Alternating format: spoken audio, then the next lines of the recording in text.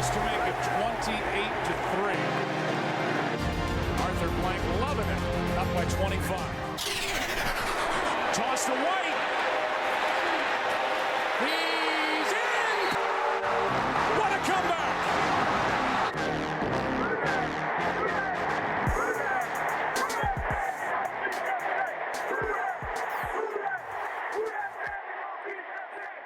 All right, welcome back to the 28-3 podcast. I'm Corey. I'm here with Max and Nick. We're doing this one remote, and we are recapping the Saints versus Eagles game. Saints taking the loss on Sunday. A lot of thoughts on this one, lots to digest. We've had a couple nights to sleep on it, think about it. I'm going to kick it off to you, Max, first. You've had some time to think. We've had some off-air discussions about it. Tell me how you're feeling post Saints-Eagles Sunday. Yeah, I'm still having nightmares of the Rashid Shaheed drop touchdown. That would have made it 10-0. You know, that one's going to stick with me for a little bit. I would hope it's going to stick with Shaheed just as much, because I think that one was a game-changing play. You know what I mean? It's like 10-0 in that game where points were hard to come by would have been huge. You know, we obviously the Erik McCoy injury on the first drive, you know, that got the game off to a bad start. Interior of the offensive line got roughhoused. I mean, that's the most PC way I can say what Jalen Carter and Jordan Davis did to the offensive line. You know, Lucas Patrick, Cesar Ruiz, Oli Udo, who I think we saw had like a 0.2 pass blocking grade in the game, which seemed generous from what we saw. It's unbelievable. Like, brutal performance overall. Kubiak, no adjustments at all. You know, I think he's got a lot of blood on his hands from this game. I feel like the majority of the negativity coming from the fan base right now is focused on Carr and what he did or did not do. You know, obviously the interception at the end of the game, not good. He forced a pass, bad interception. But the reality is he put up two passes that could have been touchdowns to Shaheed. And there's also the touchdown pass he did throw. So, I don't know, man. It's a frustrating game. You know, we had it 3rd and 16. You just hope that the defense is going to run into each other like they did on that last play to let Goddard Goddard had the game of his life. Jesus, he had like 10 for 170, which is just outrageous for a tight end. I don't know, man. Just frustrating game. I think the biggest thing to me is like in a season that started off the way it did. You know, the first two games were utter perfection in any way you slice it. You know, you hope that it's going to carry over, and to see it come to a screeching halt where we scored 12 points. The plays weren't made that make you feel like it's going to be a special season. Like I harken back to the 2009 season, the then Washington Redskins game. You know, Breeze throws the interception, Meacham takes the ball away. We all remember that play. That was the prime example of like players making plays during a special season. And it felt like this week we did the opposite. Whenever there was the chance to put the nail in the coffin, something happened. Like the Saquon Barkley long run, the Dallas Goedert long reception on 3rd and 16 with a minute and a half left. Like we did not make the big plays when we needed to make the plays. I mean, Nick, what are your thoughts? First thought with the Goddard thing, one thing from a scheme standpoint, and blame it on whoever you want, I didn't understand why we didn't just put Lattimore on him once Devonta Smith went out. When their receiving core is on their 3rd, 4th, and 5th receiver, your biggest threat is Goddard and Saquon. That's it. So if they need a big play, it's going one of those two directions, right? And he was cooking all game. He had 100 yards before that catch. So let's not act like that catch was the one backbreaker. We watched him eat up the safeties all game long. So I would have, on the last drive, maybe you wait to the last drive, but why not on the last drive just put Lattimore out there and say, hey, we're going to take that away from you and we're going to make you throw to those other guys. And we're fine losing our best corner because we've got a first-round caliber corner sitting over there on the bench anyway. So, hey, Lattimore, we're going to move you on a tight end much slower. We're going to move you inside wherever. We don't care. We need you to step up. That would have been one adjustment I would have liked to have seen on that last drive. And I'm not saying you do it right when Devontae went out or anything like that. We were managing the game just fine. I just think maybe you take away the biggest threat with your best player. I would have liked to see that. Otherwise defensively, until that drive, pretty remarkable performance overall. Gave up a lot of yards. Yes, the Saquon play, and then yes, that Goddard play. If you take those two plays out of the Eagles, they don't score a point. So, it's hard for me to say that's one of the reasons we lost. I don't feel that way. I think the defense held us in a game. We were not playing well on offense.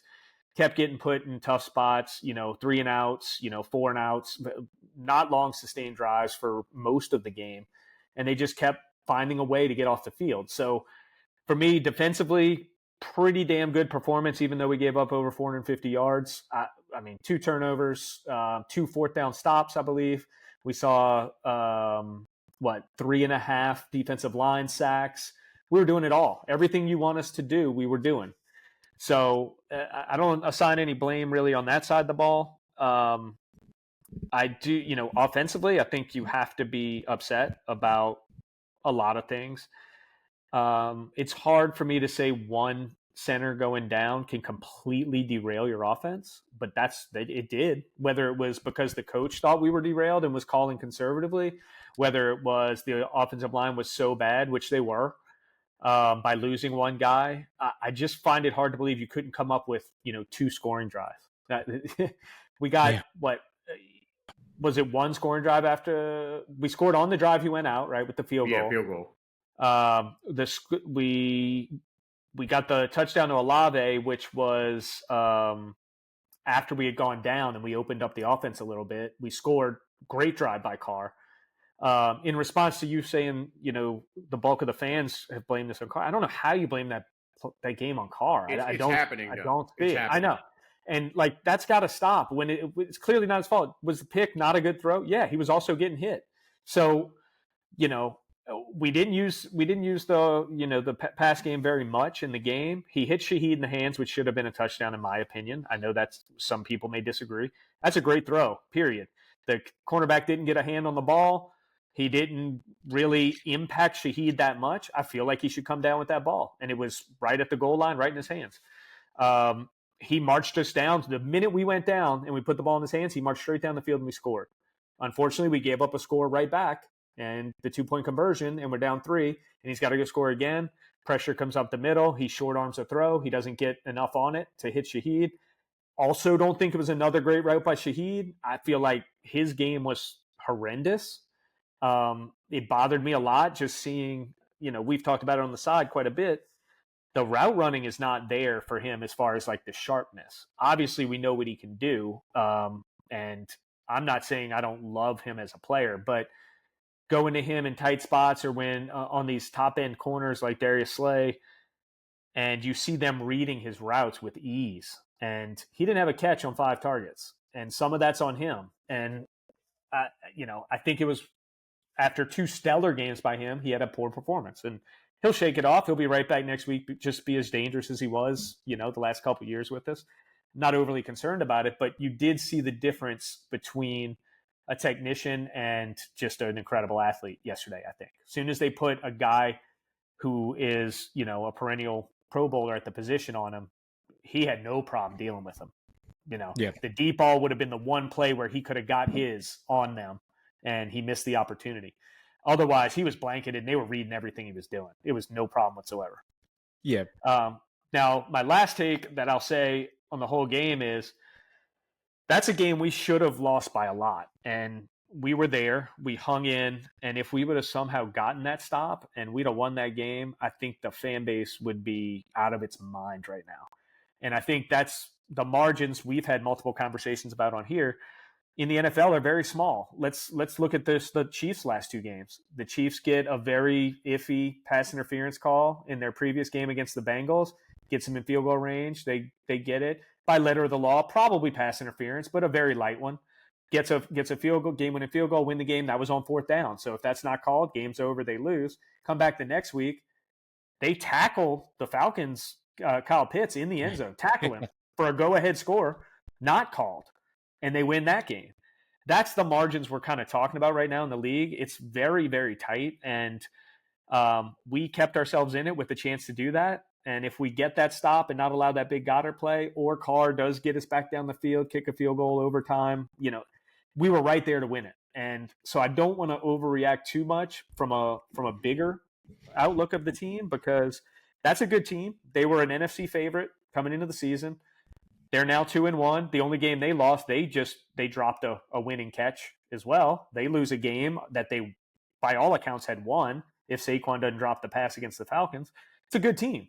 Let's not overreact by them having a great defensive performance against us. Yes, slightly shorthanded without Taysom and McCoy, but I think you have to give a little context to it. This is not freak out. I was kind of messing with y'all a little bit because of our conversation about the Bucs last week, and me saying I don't think they're that good a team. I think they were very fortunate this week. And if I was a Bucs fan right now watching what just happened to them, I'd be nervous. I think what we watched happen to us is a different situation. We went against a conference leader. We were there all the way to the end. We barely lost. We hung in the whole way, even when we weren't playing well. I think that's something to take from it. They got blown out by, in my opinion, one of probably the bottom 5 teams in the NFL. That's at home, and that's a different thing. That's not what we saw yesterday. We had a chance. We didn't pull it off. Max has said, we don't make the plays when they were there to be made to change the game. 100% true.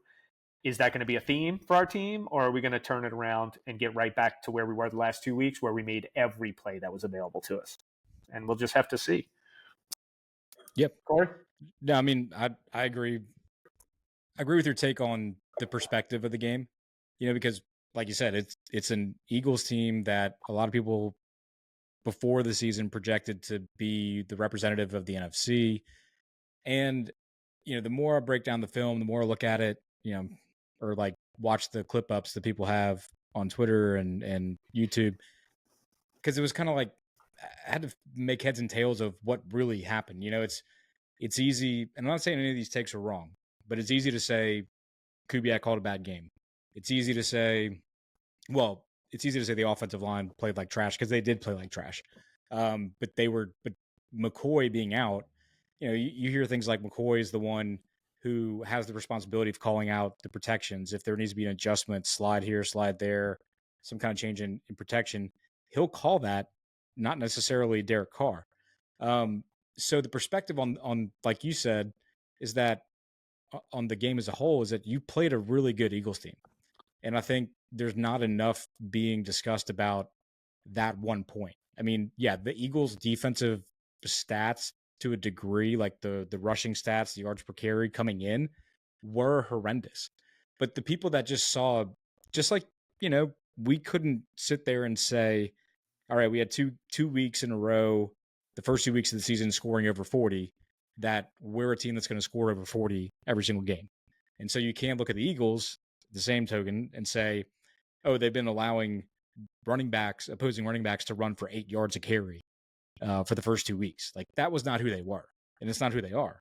And so they finally got their act together on defense, coached by Vic Fangio. And so your offense went up against a stout defense, and it just did. You can't deny that. Now, at least CJ got burned by Olave on a touchdown. That was nice to see. So he's not playing the part that Vic Fangio would expect of a player for a defensive Vic Fangio's caliber. But that defensive front, I mean, we're talking about Jalen Carter. He could do anything he wanted on Sunday. Even, our starters, like Cesar Ruiz playing his starting position multiple times, just could not stop him. If it was one-on-one, it wasn't even like he held him up. I mean, he just got blown by like a piece of paper. It was over.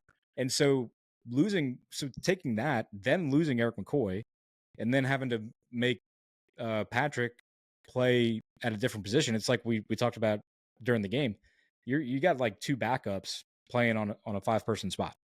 And so it just allowed the Eagles to tee off on us. And, and you bring up the plays like the Shaheed play. It just, when you're going up against a defense that's just flat out disrupting you, it's disrupting the game plan. You're trying, like, you could tell, we went back and forth, like, did Kubiak call a bad game? And it seems like from our eye, there were times where it's like, well, why didn't he throw the ball more? We only had 25 pass attempts. Or why weren't we going for more like quick action plays? I don't know. That's something only Klint Kubiak can answer. But it was like we were hell-bent on like trying to make the things that worked against Carolina and against Dallas like work also against the Eagles. And we did not have the bodies to make that happen. We didn't have the guys that could move the dudes up front, that moved the guys up front for the Cowboys, for the Panthers. It just wasn't working. It was like we kept going back to it. But when you lose a guy like McCoy, you have Patrick have to shift in his position. It's just not going to work. And then you saw Kubiak try to dial up some passing plays, a couple that were broken down that I saw yesterday. Olave was wide open. The one to Foster, he was crossing. Carter batted it down. They tried to set up a screen to Kamara, and usually you want the guys to kind of rush upfield on a screenplay, but Carter got upfield too quickly, and Carr had no even if he was trying to do off platform, he had no way to throw it the way he had to. So it was just, I mean, they just wreaked havoc on us. But still, our defense held the Jalen Hurts offense with Saquon, with Devontae Smith for most of the game, a good offense to 15 points. So, to bring it full circle, no, we were not the Bucs that just lost to what looked like a hopeless Sean Payton Bo Nix team. We lost to a contender and caused turnovers against them. So it's not to say we should feel like happy-go-lucky going into next week, but I mean, I think we should still feel solid about the product we have on the field. I don't know, man. Like, I feel good about the defense. Like, I really do. Like, I feel confident that the defense is going to they're going to bring it every game. I'm very concerned about the offense right now because we're recording this on Tuesday night. We have gotten the news that McCoy is going to be out for 6 to 8 weeks, roughly, after the surgery for the groin injury. That is terrifying. Now, you alluded to the fact that once he went out, all of a sudden you have two backups playing at two different positions because they shifted Patrick over to center. Now, Patrick has played center a lot in his career, so that's not that big of a stretch to put him in that position. But now that we know that McCoy is going to be out for 6 to 8 weeks, probably closer to the 8 weeks, who do we shift over to center? Because you got Ruiz, who was a center coming out of Michigan and was a first-round pick as a center coming out of Michigan. And then you have Patrick, who has been a okay player in the NFL at center and at guard. I'm very intrigued to see what happens tomorrow when the injury report comes out and the legit media has been able to see parts of practice, and they say, okay, this was the formations we saw. This person was lined up as the starting center. These were the two guards. These were the two tackles. That's what I'm anxious to see because that is going to dictate what happens. Obviously, your center going out on the first drive is going to impact things a lot because they're the ones that are making the adjustments at the line. I do think that Kubiak and his staff will do a lot better with a full week to prepare, knowing that McCoy is out of the game. Yep. But at the same point, I'm intrigued to see who goes where. Is it Ruiz? Is it Patrick? Who is the center? And then Udo was god-awful. We were texting about his PFF grade as far as a pass blocker is concerned, and it's probably the lowest grade you'll ever see. I think it was 0.2. Yeah. Did they give him that just because they didn't want to give him a 0? I guess it's like just give him a 0 at that point. Right. Like reading that grade and then comparing it to what we saw on TV because we were all watching it. It's Jesus Christ. It felt like he got beat on every single play. The interior of our offensive line just got brutalized. So who do you put in, Max? Who do you put in? Because I don't know, man. I really don't because it's like honestly. Patrick has done well in the first two games in between Fuaga and McCoy. So if it's me, I think I would shift Ruiz to center. Actually, no, because now I'm thinking about it. Do you really want to put a backup next to Penning? No. Shit, no. I guess you leave Ruiz at right guard, slide Patrick over, and just hope that Ruiz is going to be able to prop Penning up, and then just hope that Fuaga is going to be able to prop up whoever's at the left guard spot, whether it's Udo or it's Saldiveri. I mean, there's no optimistic answer here. Right. I think they have to give. Well, they don't have to do anything, but I think there has to be some serious consideration given to bringing in just someone who's already on the squad, like maybe practice squad, maybe Hergel at center, that would allow you to at least keep Patrick where he was, Ruiz where he was, because they were scheming well off of each other. It's like they had a good thing going. I mean, Patrick grading out really high, right next to McCoy. You know, maybe Ruiz has had kind of an up and down year, but you know, at least, you know, maybe the media is not going to see it in the open part of practice, but if you're Kubiak and you're Dennison and O-line coach, at least shake it out, right? Like take the centers you have in house and just give it a shake, right? Like just see how bad it is. You know, the next center up that would allow Patrick to stay where he was and Ruiz to stay where he was. Just see how bad it is, or see if it's potentially worthwhile. Maybe it's not. You know, maybe this is like the fan take. I mean, probably is the fan take, and that's not realistic. But if there was just a way to keep as much consistency as possible, that's what I would want to see. Yeah. And the one thing I'll say is we know Udo didn't work, right? No. So anything y'all say that's not that, I can't discredit. I have to say, okay, let's give that a shot because he was that bad. I mean, there's no way to say it any other way. It was awful. Everything he did was bad. So, you know, with that in mind, I don't care what direction they go in. But I just think that it can't involve Udo. I think you got to do something else. You got to try something else, whatever it is, just something different going forward for that. In response to a couple of the other things. Ball out. Yeah, put him out there, man. Can you I'll have a fullback? Fullback, I heard. I think he played fullback. Look, I think there were some plays where just a human being rolling on the ground or like jumping up and down, just getting people's way would have done better than whatever it was we did. He could have at least tripped somebody. Yeah, exactly. That's what I'm saying. Like, just, you know. In response, real quick. I don't know who you can slide in as center, though, because Hergel was a guard. I don't think you can. I don't think there's anyone you can slide as center. It's got to be Ruiz. You just need to play you need to play someone else at the other guard spot is what needs to happen. It's just the idea of trying to avoid the two backups. Slide Soldevary at left guard. And just see. Let Patrick stay at center. Let Ruiz stay at right guard because you need him to prop Penning up. Right. I don't think anyone in the Saints fan base has any belief in Penning at this point. You know, we've seen two semi-costly penalties in crunch time of the last 2 I was fine with that penalty, though, this week. I was fine with this one because it took out, because it took out their best corner. And the corner was getting handsy. I had no problem of tough guying him because he was acting tough on Penning, so he threw him out the, you know, if Gronk would have done that, we'd all celebrate it. So exactly. I'm good with it. You and I, look, we're a little bit older than Corey. Corey's got the millennial blood going.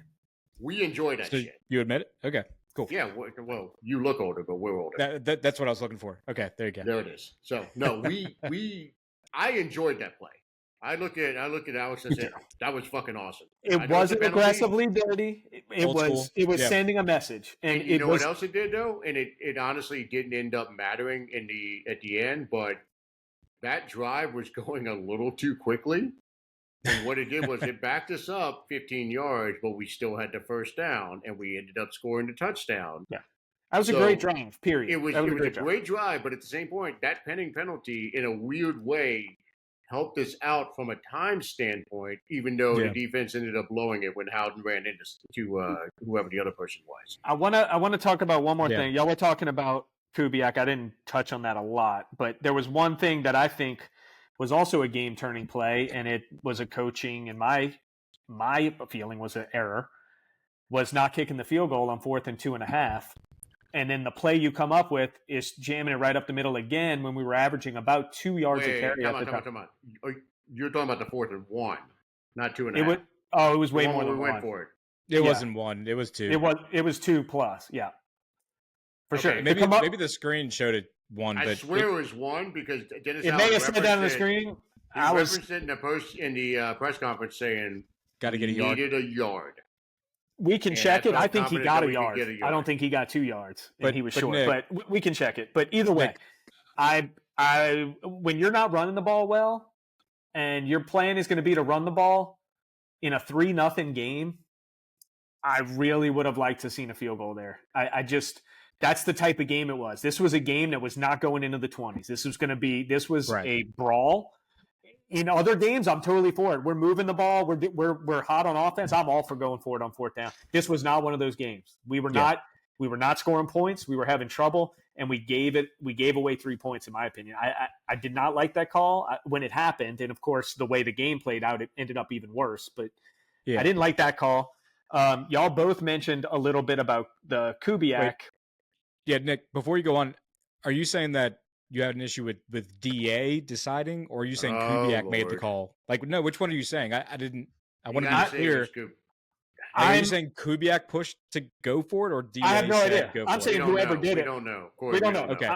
I'm saying whoever wanted to go for it, whoever was given the right to make that decision, whether DA kept it himself. Usually it's a head coach call to go or kick. But I think it's head coach to overrule, right? He can overrule anything. Right. He's the head coach. Right. He obviously didn't overrule it. Did Kubiak have something and say, we're going to get it and put it? Doesn't matter. I'm just saying I think it was the wrong call. Whatever coach we want to blame. For me. I didn't know if you were putting it on one or the other. That's Let me say this. Asking. I did not have a problem with them going for it on fourth down there. Because to me, points were at a premium. And to Nick's point, it wasn't getting to the 20s. But at the same point, you had just blocked a field goal, and you had gotten the ball somewhere between the 20 and the 30. To me, you have to be able to get the yard or 2 yards, whatever it was. I hated the back-to-back play calls, but at the same point, I did like the call to go for it, because to me, you have to be able to do that if you're going to be a winning team. Yeah. And it didn't work out for us. But look, the other coach. Jesus Christ, how many points would the Eagles have? He was an idiot. He was off the fucking reservation. Like, if this guy, think about if he takes the points on the fourth down plays. 100%. I mean, he was so fucking bad. And Jordan Howden bailed him out by running into his own teammate on that 3rd and 16. Because this dude would be getting second guessed to all hell if they lose that game. Yeah. But that was also kind of one of the reasons I wanted to see us kick the field goal, where it's like, okay, for the record, I was fine with going for it on fourth down. I see your logic, though. I do understand both of your logic and your points. It's kind of like a thank you, and this is how you do it. We had all the momentum in that game at that point. We were in control of that game, even though it was only 3-0. Right? It was being dictated by us. We don't get it. Immediate momentum shift. They go down, score that touchdown, the Saquon touchdown. Game's flipped on its head instantly. I just didn't like it in a 3-0 game. I just feel like you take those points and time out, counterpoint. So this was the point I said to Alex. So she's like, kick the field goal. She's always, go for it on fourth down. I'm like, no, go for it. Because I said, it's a 3-point game right now. And I said, if we kick a field goal, it's a 6-point game. I said, the way the defense is being left on the field, the Eagles are going to pop a play sooner or later. And sure as shit, Saquon Barkley pops to 65 or whatever yard touchdown it was the next drive. I was like, we're still going to be up for less than a touchdown, which means 1 touchdown out of them, they're ahead of us. Like, I'd love to going for it, because if we're up by 2 scores, I feel a hell of a lot better. I like the aggressiveness. I was fine. Okay, look. The going for it, I'll agree with you to the extent that, like, if you get it and score a touchdown, you are about as close to shutting a door on that game the way it was going as you possibly could get. You're probably making them one-dimensional. You're getting pretty close to taking Saquon out of the game at that point. But here's the thing. You see teams go for it versus kick the field goal when there's like, it's 1st and goal, when there's like 5 yards and less, like 1st and like you're at the 2-yard line, where it's like, it's either kick the field goal or get it or put it in the end zone.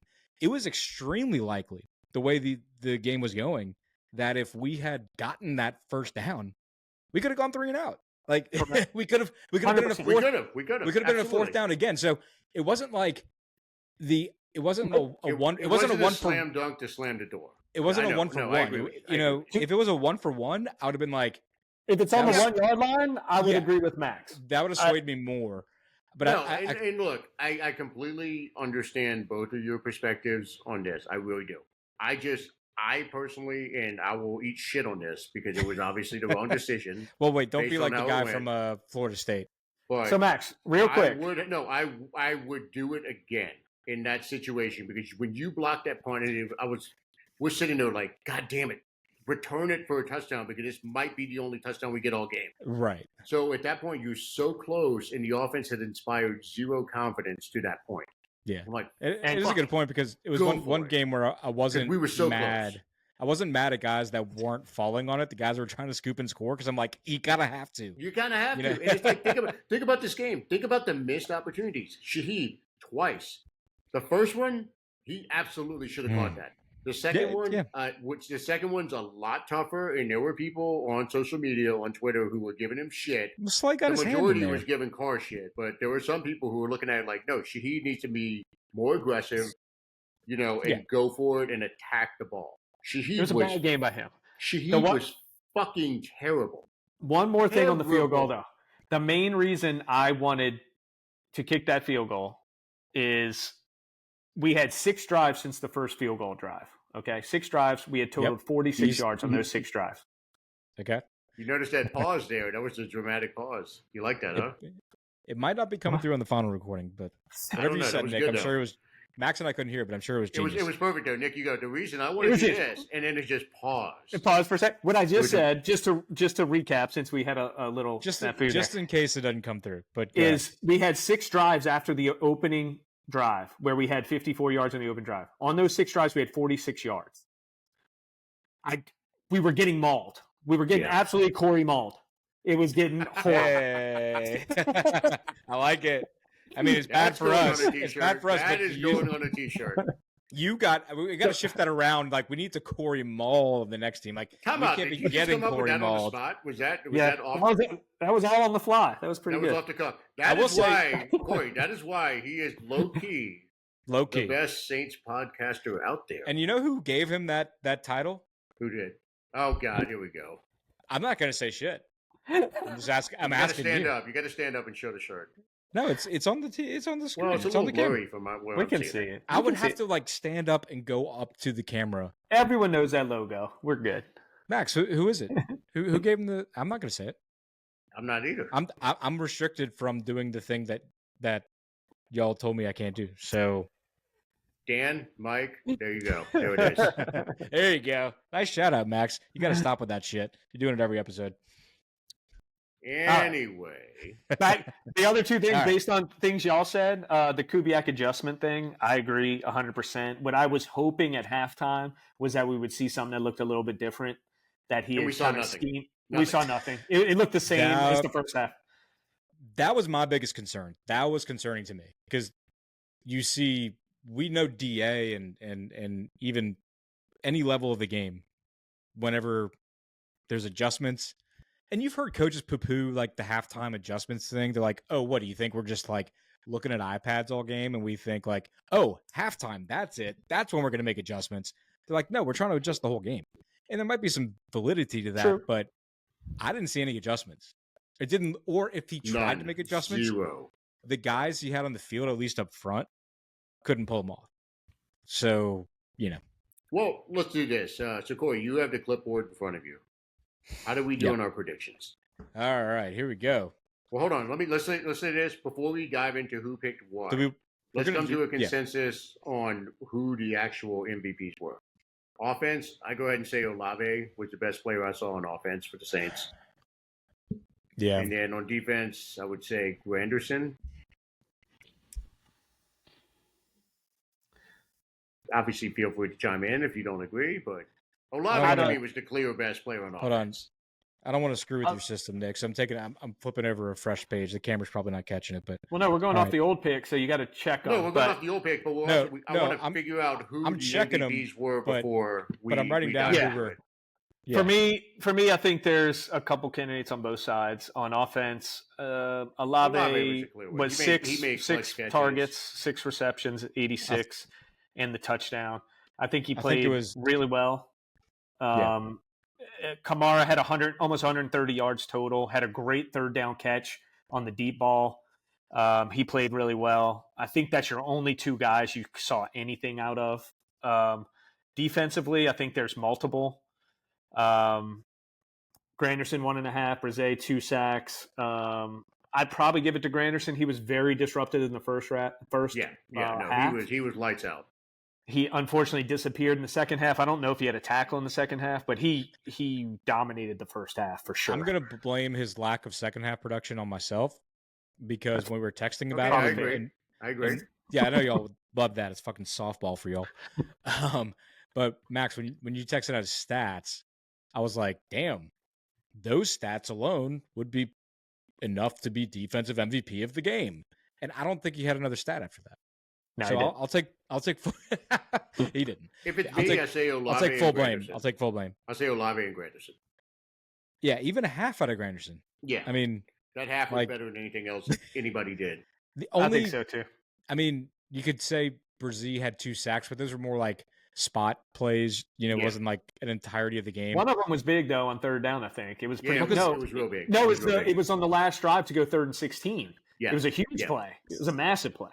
Yeah, I mean, but I agree. Granderson was more disruptive overall. Yeah, and look, I love what Kamara did, but Olave at every point where we needed a clutch play to keep a drive going or get even a score in the fourth quarter, he came through.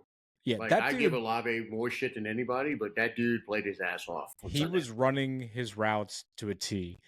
And, I agree with Nick, but with Shaheed, it's kind of like his routes I don't know suck. if it's not. No, I mean, but he does a couple of things really well, but he was put in a position in this. I'm not excusing it, but it's like when you're looking he's a one-trick pony.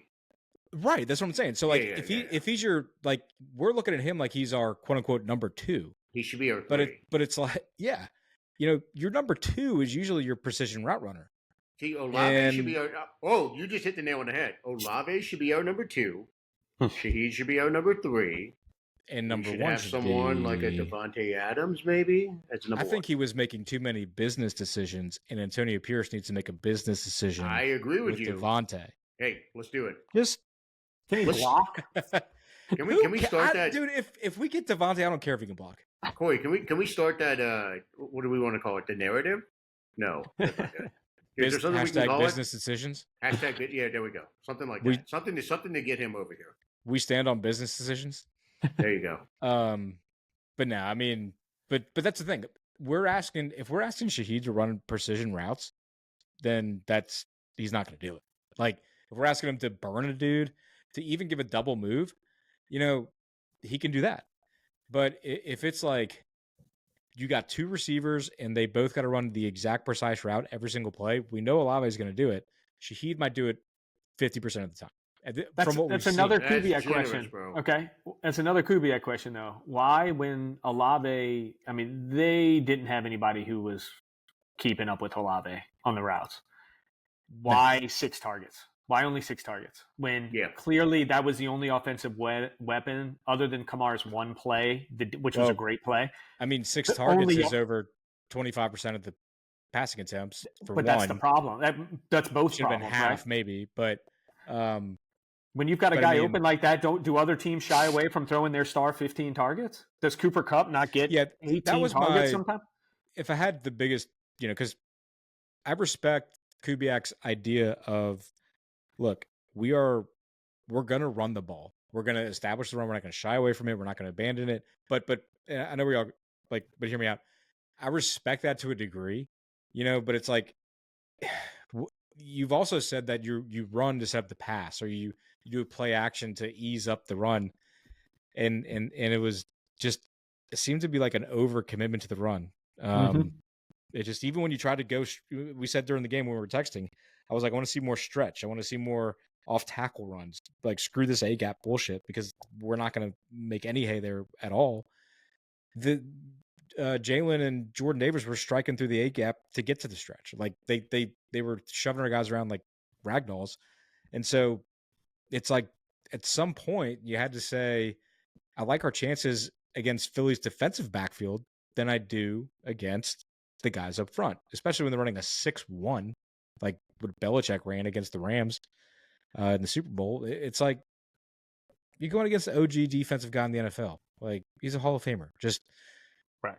Do some And new Corey, shit. you keep saying 25 throws. 10 of those throws were after we went down after the Saquon touchdown. So before that, we only had 15 throws. And that's what I was wondering. Yeah, because it did not seem like the whole game. It almost felt like I was watching, I'm not going to say a service academy, but I'm like, when were we passing it? We weren't. You know? You know, first drive and then the last 3 drives trying to catch up. First drive, we did great. Olave, I think, had 2 or 3 of his catches on that one drive alone. And we marched right down. We got a field goal. We stalled out. But you saw success on the first drive, and it just seemed like we didn't go back to Olave until we had to have points and we were down. Yeah. It just seemed weird. I don't know.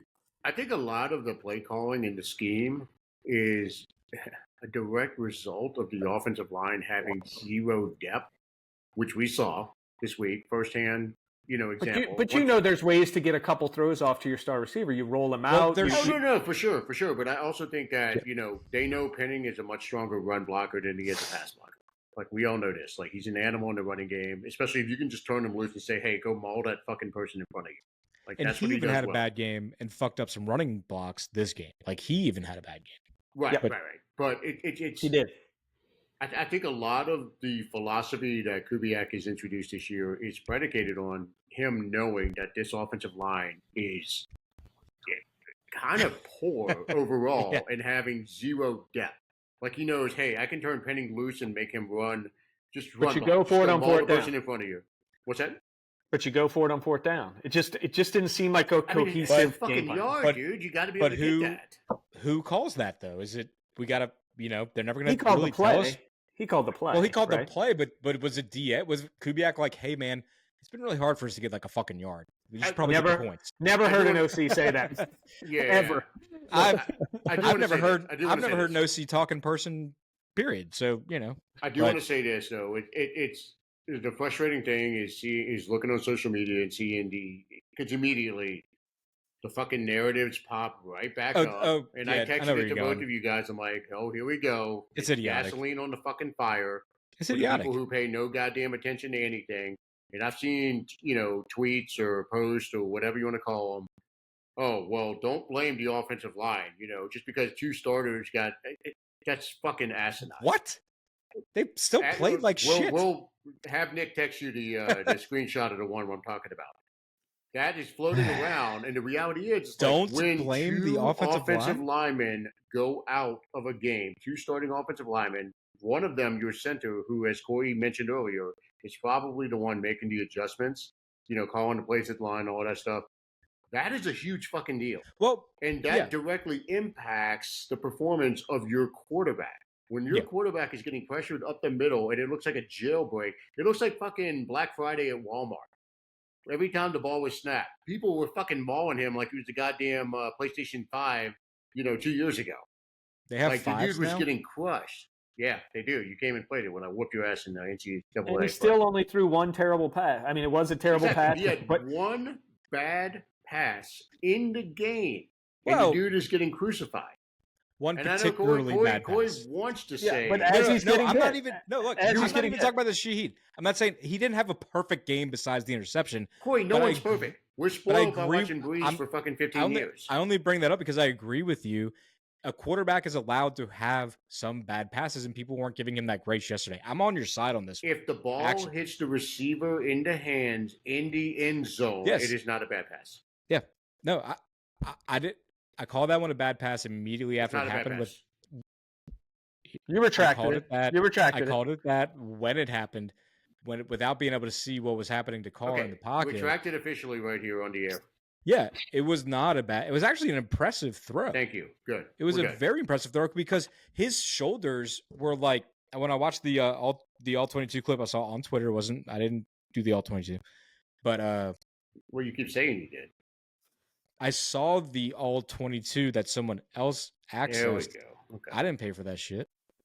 I pay enough for this bullshit. Hey, sponsors, by the way, if you want to sponsor the 28-3 podcast, Paul Celestri. Celestial Medical Practice, if that's what you even call it. Nick, you can correct me. I'll see you in a couple days, Paul. But anyway, the point is his shoulders were parallel like to the yard lines, and he still got 50 yards on that ball.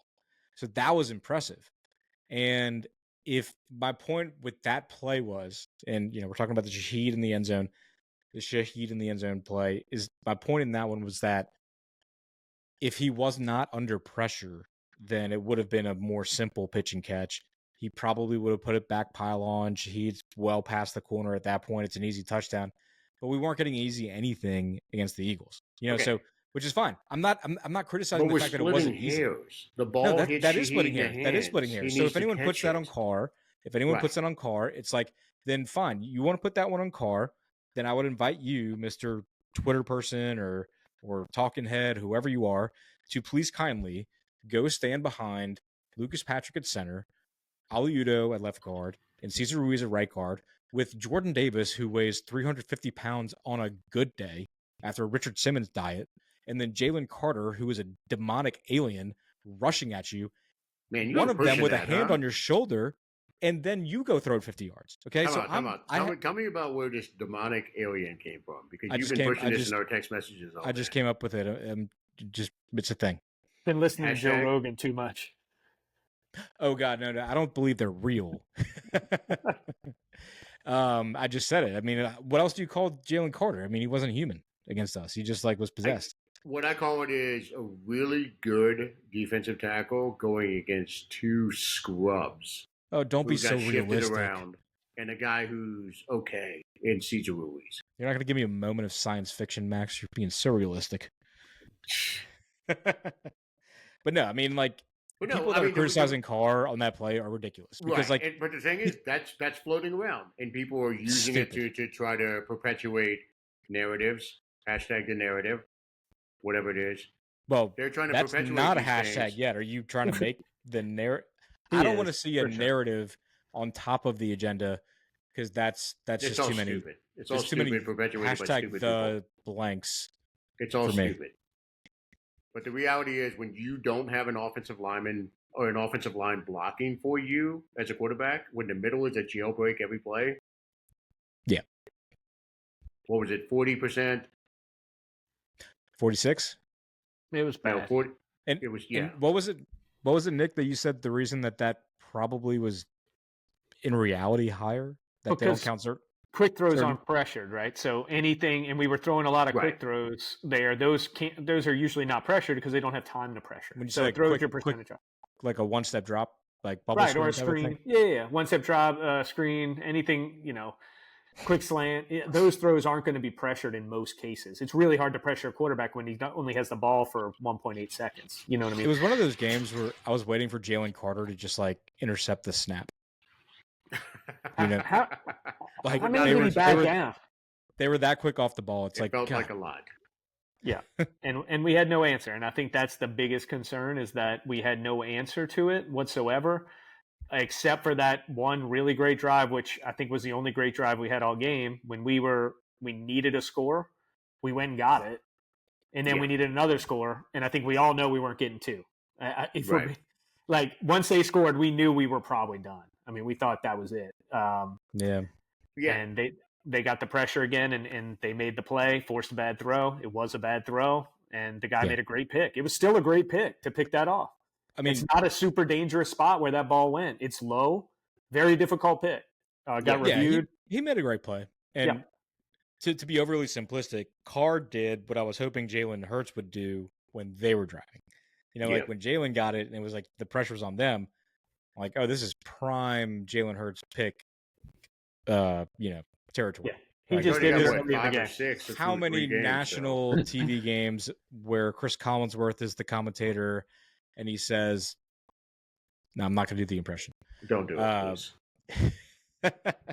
But how many national TV games have you seen where Jalen Hurts just throws a pick when they're trying to win the game? I thought that was going to be us, but it was the opposite. It sucked. So we got a little sidetracked. Corey, you have the clipboard. A little, yeah, we did. Why don't you go ahead and recap predictions? All right. Since we established the offensive and the defensive MVPs. And we agree the defensive would be Granderson, right? Correct. Okay, so. I think we all missed. We all missed, I think. Across the board.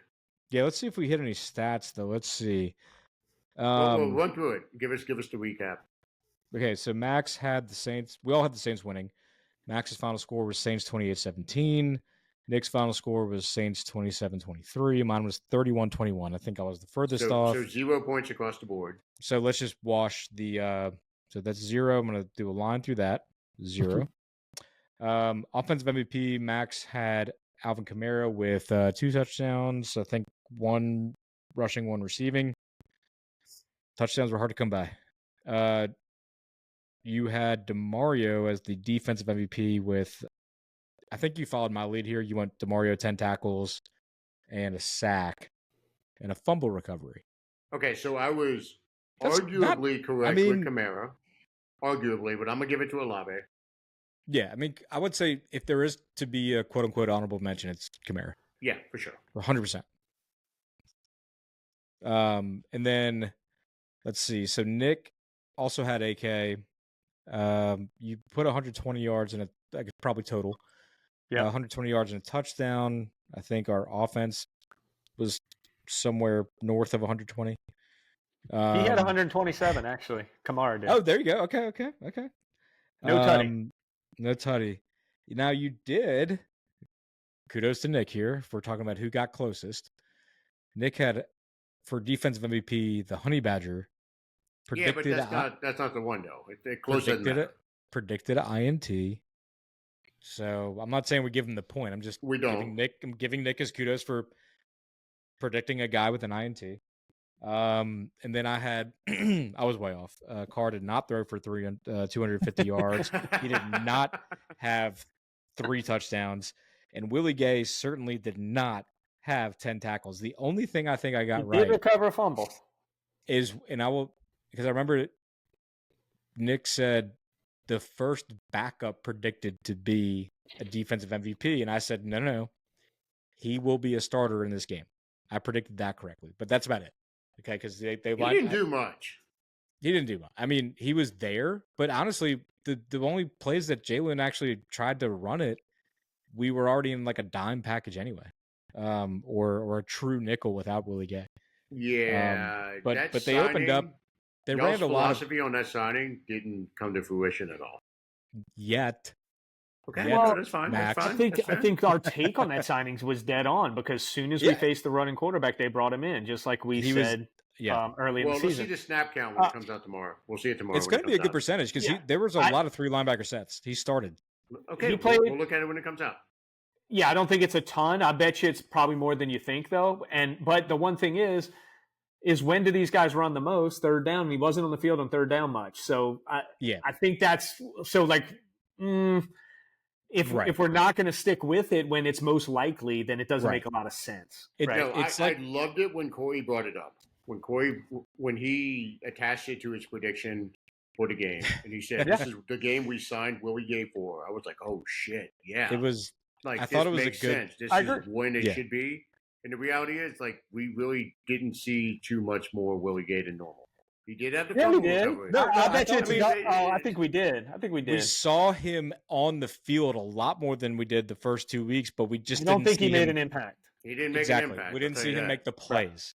I think he was in. I would think he was in. I'll bet you it was by double his most plays of the year. Not saying much, though, because he only averages like 8 snaps a game. I'm saying in the 20s, probably. He definitely played 20-plus snaps, in my opinion. No, he did. No, it was definitely an uptick in snaps, but production. He was, but of course I was watching him because I made the predictions on him.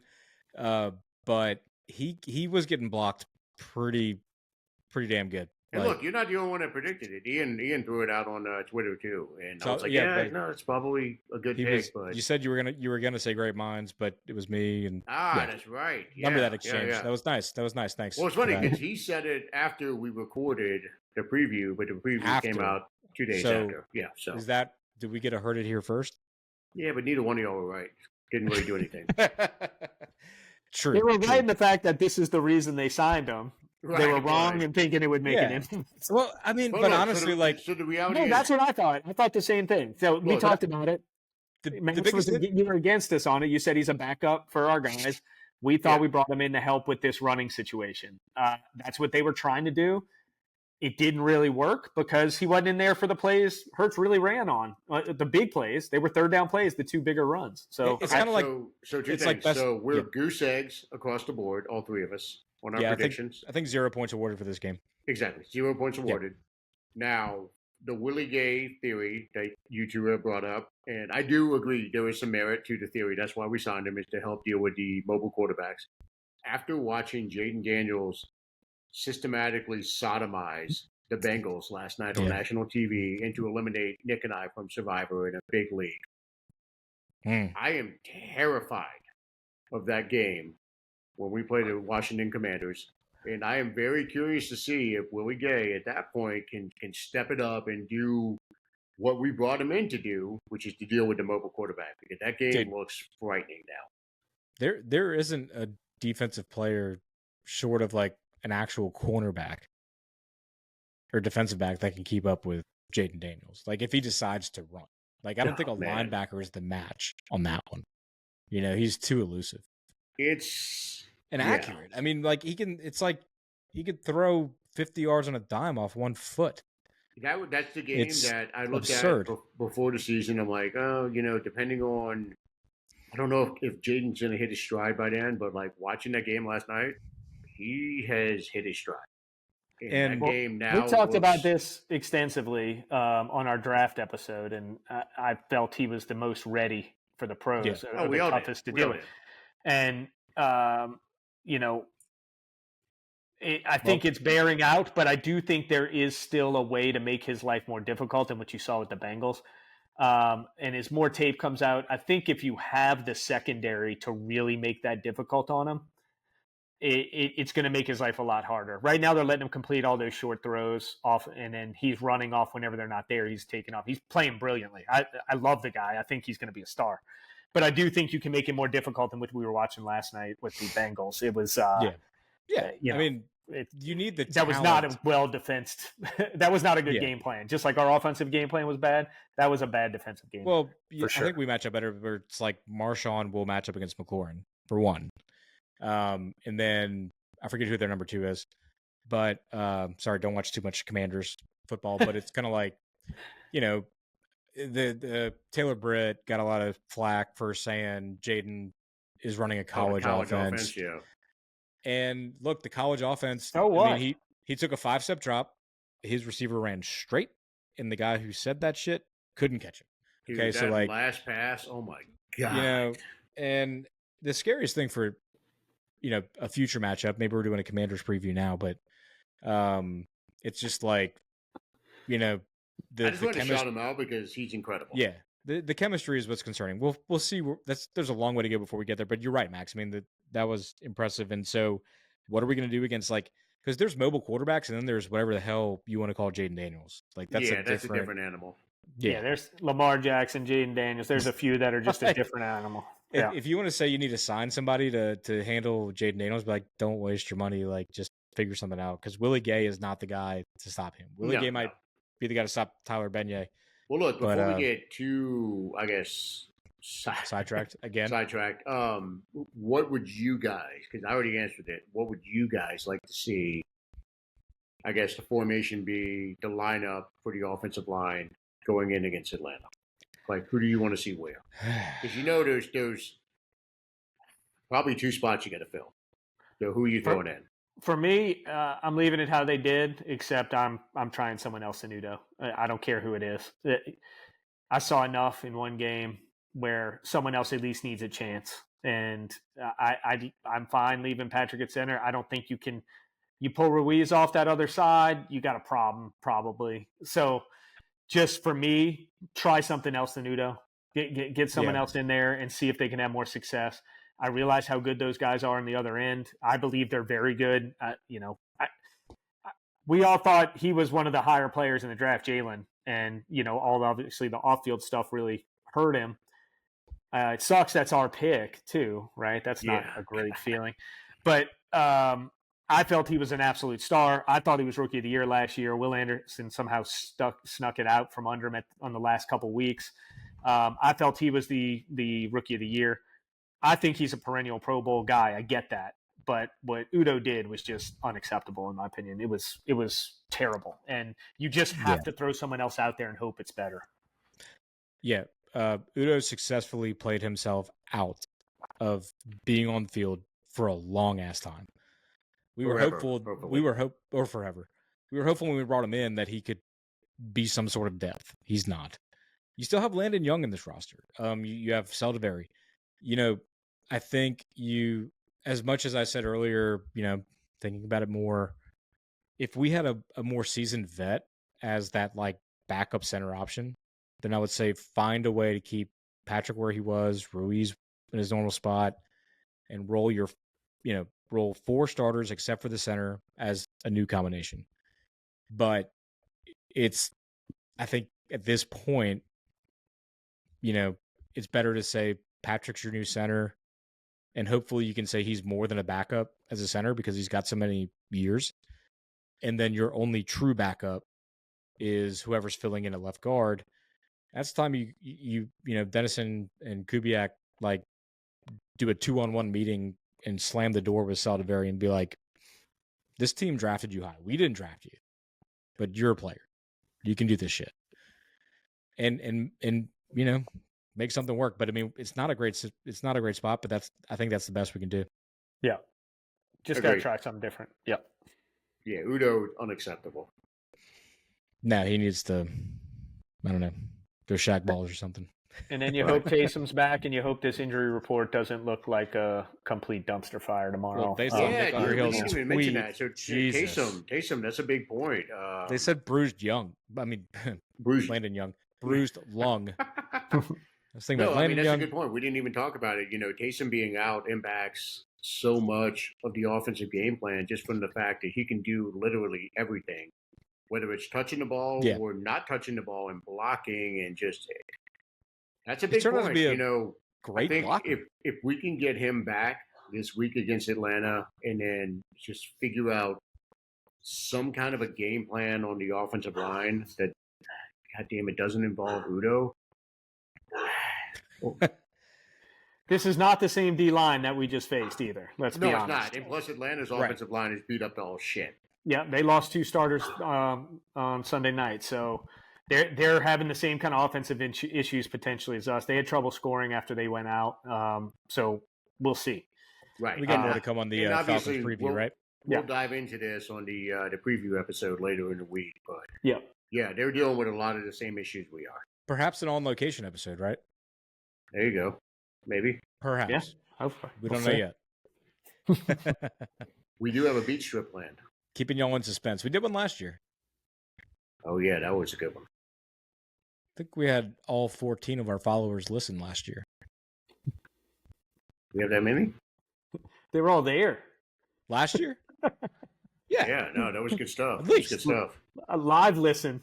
A live show. I like it. A live show. A live podcast recording. Yeah, that was good. Yeah, man. No, do you guys have anything else? Because I think I'm tapped on the thoughts from the game. That's all I got. Let's hope it was an anomaly. I'm still seeing that Rashid Shaheed drop in my nightmares. So I'm going to wake up in a cold sweat thinking about how he should have caught that. And don't do that. There's a lot of games left. Yeah, we need him. There are, but that's fuck. It's just frustrating. It could have changed the whole like kilter. They were ready to fold. They were ready to fold, and they wanted. We just kept bailing them out with whether it's drops, whether it's missed blocks, whatever. We kept bailing them out. Yeah. Nick Sirianni tried. He tried his best. He did. He really did. He really did. But no, I don't think I have anything else. I mean, I think we've done the necessary postmortem of this Eagle loss. We've had enough time to digest it. I mean, and most importantly, for those of us as hosts of the 28-3 podcast, it is Falcons Hate Week. We are moving on. Falcons. We are saying fuck the Falcons. We are encouraging everybody else out there. If the same YouTube commenter that commented on our last video is watching this, 28-3, you're confused, and we appreciate your 45 years of fanhood from Canada. This is not a knock, but it is a troll of the Falcons. It is a rallying cry of the Who Dat Nation. The 28-3 podcast is a way of saying Who Dat, and it's Falcons Hate Week, so here we go. The next episode will be the Falcons preview. We will have predictions that hopefully do not result in 0 points for any of us. But with that, unless either of my co-hosts have anything else, we will say thank you for listening to another episode of the 28-3 podcast. Catch you next time. Who dat? Through that. What a comeback!